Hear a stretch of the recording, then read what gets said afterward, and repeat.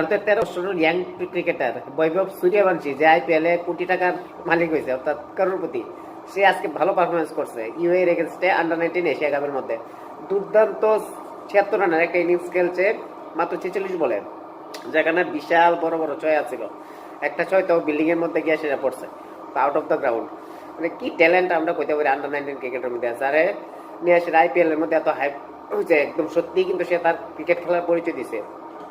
খুব অসাধারণ ব্যাটিং, দুইজন মিলে সে খেলা জিতে নিছে, কোন উইকেট হারাইছে না। এবং ভারত কিন্তু সেমিফাইনালে চলে গেছে এই আন্ডার-19 এশিয়া কাপের মধ্যে, যেখানে আইদার শ্রীলঙ্কা অথবা বাংলাদেশের সঙ্গে সেখানে খেলবো। তো ভারতের এরকম ইয়াংস্টাররা যদি এরকম পারফরমেন্স করে, তো আমরা জানি যে ভারতের ক্রিকেট ভবিষ্যৎ কতটুকু সুরক্ষিত আছে। তো সেই পথে কিন্তু চলতেছে। তাছাড়া তার যে পার্টনার আয়ুষ, সে কিন্তু খুব ভালো ইনিংস খেলছে, যার ফলে তার কারণে তার ম্যান অফ দ্য ম্যাচ দেওয়া হয়েছে।